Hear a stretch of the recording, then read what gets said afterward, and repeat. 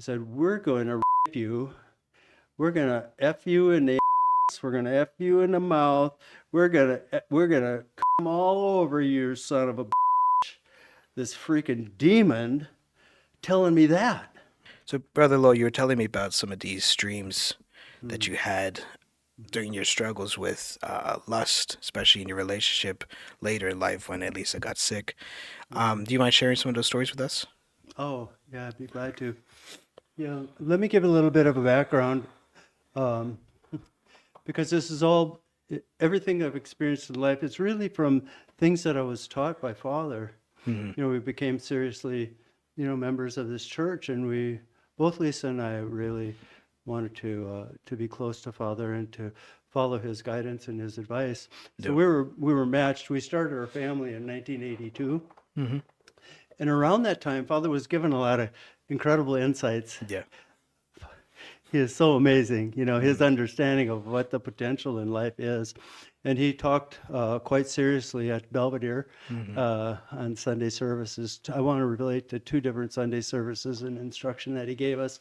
And he said that when we are making love with our spouse, Father, if people don't know, Reverend Moon's talked very directly, Yeah. plain language, very blunt, Very and crass. very, yeah, yeah. You never know what's gonna come out Yeah. at any time. But anyways, he said, your attitude is really important when you have a sexual relationship Hmm. with your spouse. Hmm. He said, in the Garden of Eden, had there not been a fall, that God's Spirit would have indwelt within not just Adam and Eve, but all of humankind.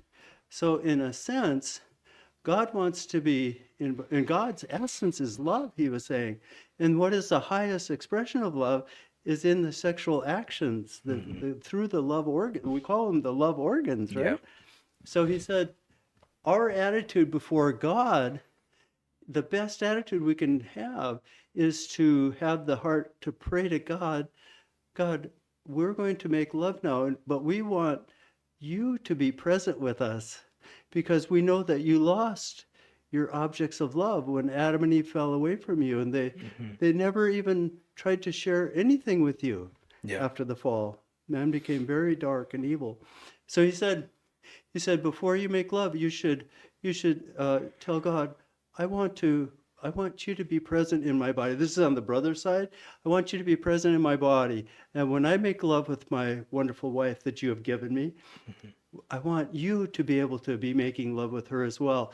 And I want her to, in your heart, God, that you can you can imagine that you're making love with every woman on earth because he is the source of all of mankind. He's the parent of all of mankind, or the God of love for all of mankind. So that was kind of shocking for me. I Yeah. thought, wow, that's pretty mind expanding. I never Yeah. would have thought of that. Yeah. I think that whole issue, for people who haven't, you know, come to see Father, they just take that section out and look at that one section. They'd be like, oh, this guy's focused on sex too much.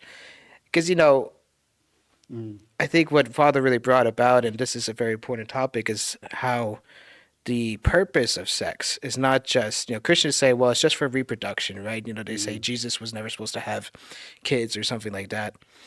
But really, Father clearly shows that one, we are created for love with God, that we are not just a byproduct of God, but we are purposely designed and mhm. created to be God's reciprocal love partner.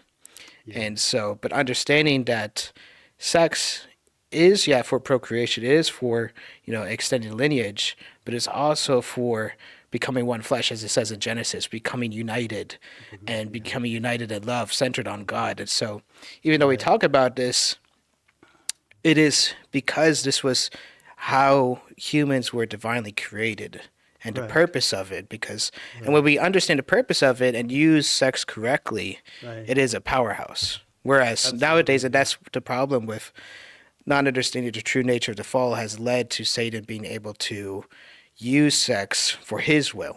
Right, But God hasn't been able to use sex for his will, right. which has been to kind of, because we haven't understood the true nature of sex until Father really revealed that. Something I wasn't thinking of really sharing, but because Lisa and I, well, we did take that seriously. We heard that, and so we actually did that. Often we would pray, not all the time, but maybe half the time, Yeah. and we made love a lot. Yeah. So we would always be asking God, please come and be with us.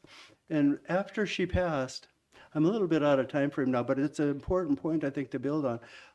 I had this sense that it was very easy for us to be sexually close, even when she's, because, okay, we have a mind and a body, a spirit self and a physical self. Well, Yeah. that spirit self, it was present Yeah. all the time. That is true. Right?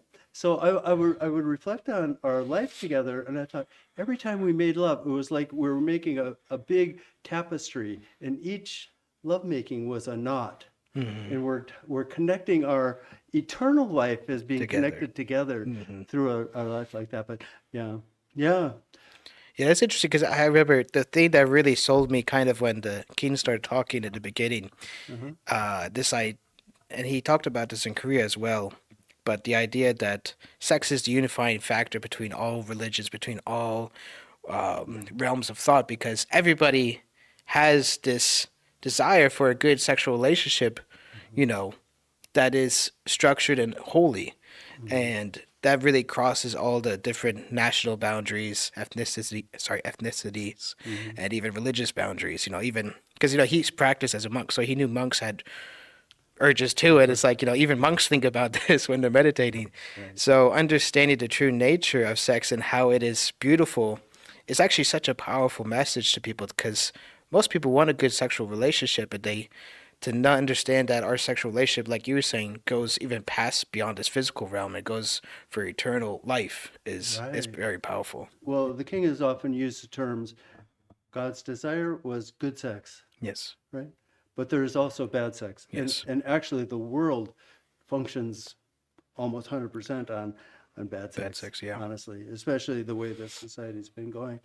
So Father kind of addressed that as well. And this is a second point that he really blew me away with in that sermon. And I was sitting there, with Lisa right at my shoulder when he brought up this topic. He said, I've already defined that our heart and attitude when we have our sexual desire should only be for God. It should be only for our spouse. So the energy is moving away from ourselves, right? And that's living for others is Yeah. another way to look at that. And he Yeah. talked about that a lot. So this is the ideal. Yeah. But he said, if all of a sudden you're getting like really horny, guys, Yeah. if you're in that moment, he said, you should yell at that penis.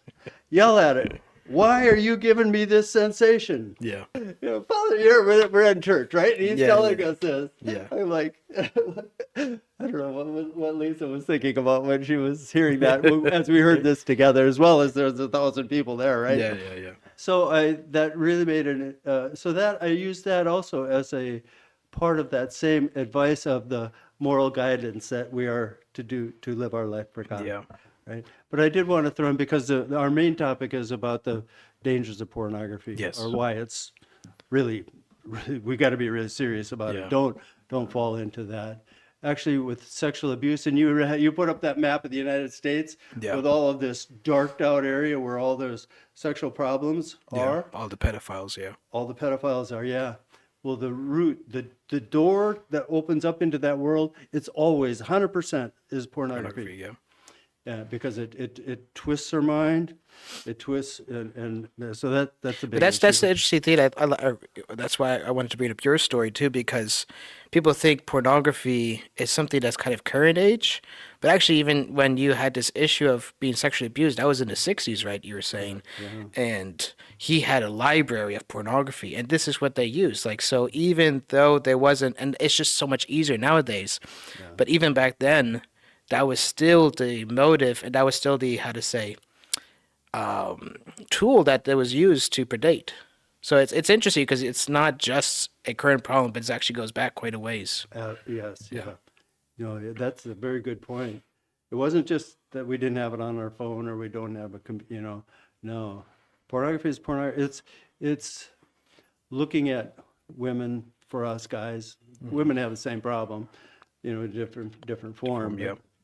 It's addressing sex from a very animalistic, we could say animalistic viewpoint. Yeah. Even the scripture makes reference to Satan and the source of evil as the beast, right? Yeah.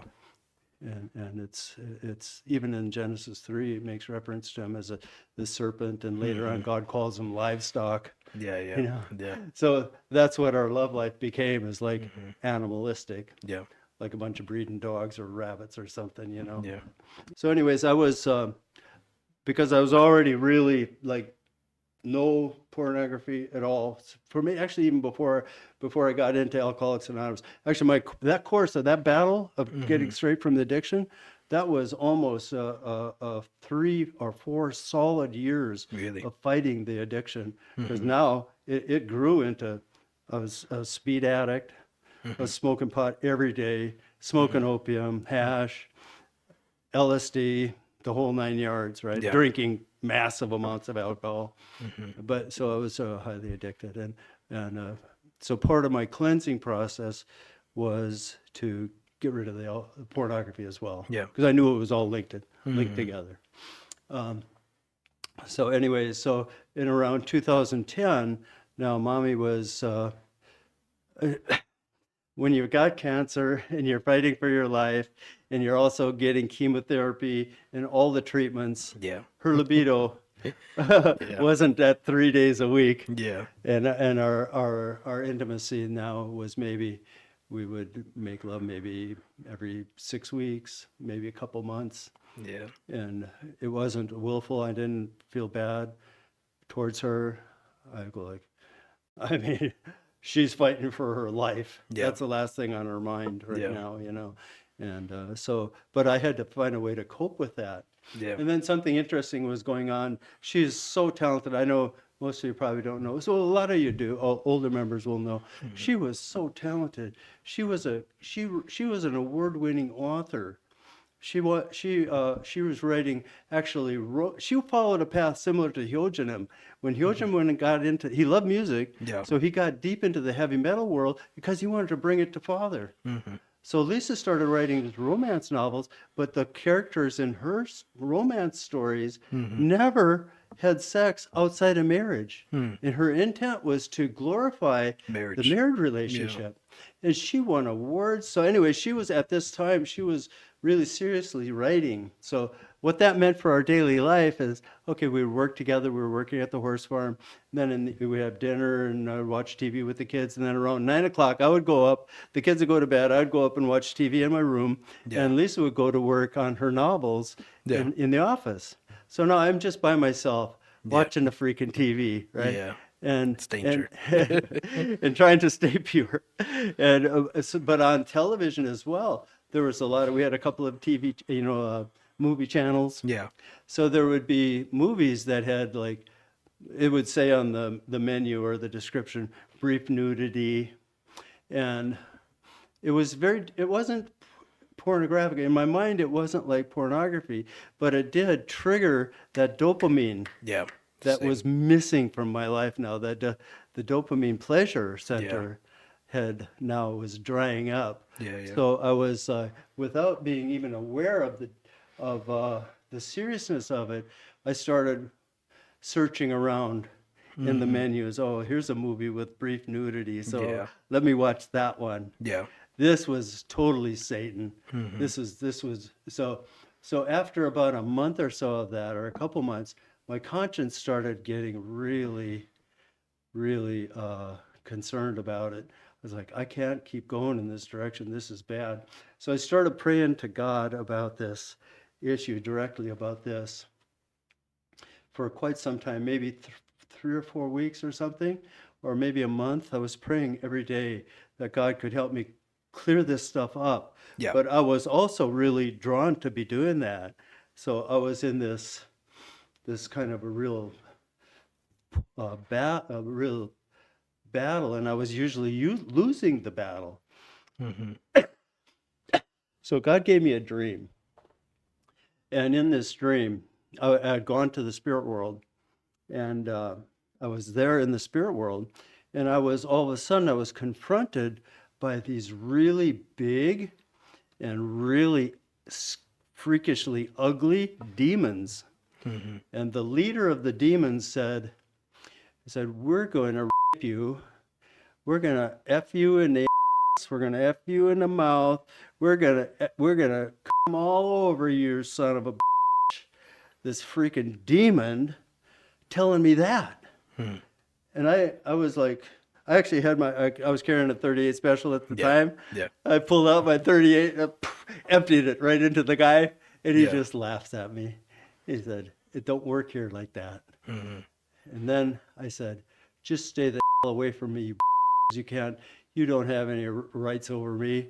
And then he started laughing again, and he goes like this, snaps his fingers, and a big TV screen appeared right in front of all of us. A TV screen's there, and then on the screen it's got me scrolling around looking for the bikini girls. Yeah. He said, listen, all of your life when you wanted our hot, we never said no to you. When you wanted to see some nice our beautiful, we never said no. We never held back on you. Well, now we want you are our now. You can't just change the game now. And then they came. He said, you got nothing to say to us. What do you know? So I'm like, total panic. And then they all start moving on me, start coming after me. And then I wake up in a sweat. I could imagine. It's so freaking scary. And then I heard the voice of God. He said, God in the spirit, he said, you've got to defeat them in your physical lifetime. If you don't defeat them in your physical lifetime, you're bound. That's what it means to be in hell. Yeah. And I was like, holy crap. And then I got dead serious. I never watched any of that garbage again. And I never struggled with it again. It became clear. Yeah. Do you ever think, if you're going into pornography, that there's something on behind that? Yeah. That this is like a game for my soul is going on now between God and Satan. Yeah. We go in on all in with Satan. It doesn't end there. It doesn't end there. This is this is all. There's one speech Paula talks about. Spirit world is like a super high speed computer, super recording system that records everything in your life. So we got to take that seriously. That's a serious thing. Yeah. It's something much more than just yourself sitting in your freaking room by yourself. Yeah. It's huge. Yeah, I think that part actually, when you told me that story, was really interesting to me because it clarifies an issue of, it goes into this whole issue of salvation and redemption and everything. But, Father really brought us to the blessing of, restoring our lineage. But still, we still have our personal sin. And that personal sin, even though we are washed clean, but we still, if we sin, we still have claim from Satan now. Right. And this sexual sin, even though, maybe it's not the fall, it's the sexual claim he has on us, and it's returned through sexual abuse, which is, to me, that was like really eye-opening because, you think, how is, okay, I'm physically in pain or something like that. Yeah. But this idea of sexual torment from these demons it's like you said, an eye-opener for me. Yeah. And that really shows the seriousness of the issue of pornography because that's a battle, and it's really what Satan has kind of portrayed pornography as, that, okay, it's innocent, you're the only person you're going to end up hurting is yourself. Right. And that's a big lie. And also, to the amount that you're hurting yourself, it's like, oh, well, it's just a little here or there. It's like everybody does it. And I remember talking with some young people, and they were like, how is it even possible to live a life that's porn free? Because and how can we even expect that for our children? And it's really the culture that we live in now, and that's the problem. It's like Satan has made the culture such a factory of making those sheds, making those, places, and it's just a factory of people constantly going in there, and that's really the culture he has created and the seriousness of pornography. And the thing I wanted to touch on too with, your first story is that's a common, I think, how to say, misconception, or not really misconception, but it's a common trick that Satan uses in our brain. It's like, well, I'm not watching hardcore porn, you know. I'm watching this movie that has like slight nudity and stuff like that, Yes, you know. bikini girls or something. And it's like, I know even for myself, it's like, yeah, that was a common thing. It's like, well, you know, I'm not really watching porn. I'm watching, you know, like anime. Like anime is a big problem too, because it's like, well, you know, if you look at the common animes of like Naruto or like those things, I mean, which your kids probably grew up on too, but they have a lot of sexual scenes, which are just completely unnecessary, and it gets your mind started, you know? Right, yeah. And that's where it leads down these roads. So it always starts that way, you know? And for you too, you had that experience, but it could have led to further and further down the hole. You know? Guaranteed. So Absolutely. that's just if I one would've one kept point I on. wanted to bring up too, yeah. No. Yeah. It's like, well, it's very common, even a lot of Christian hymns, or, you know, we're chained and slaves to sin. Yeah. We need to break all the chains Yeah. because we're slaves to sin. Yeah. I mean, what is that saying? Yeah. We hear these things and we just, that's some serious man. Yeah. This is serious. It's not just freaking banter. Yeah. This is reality. Yeah.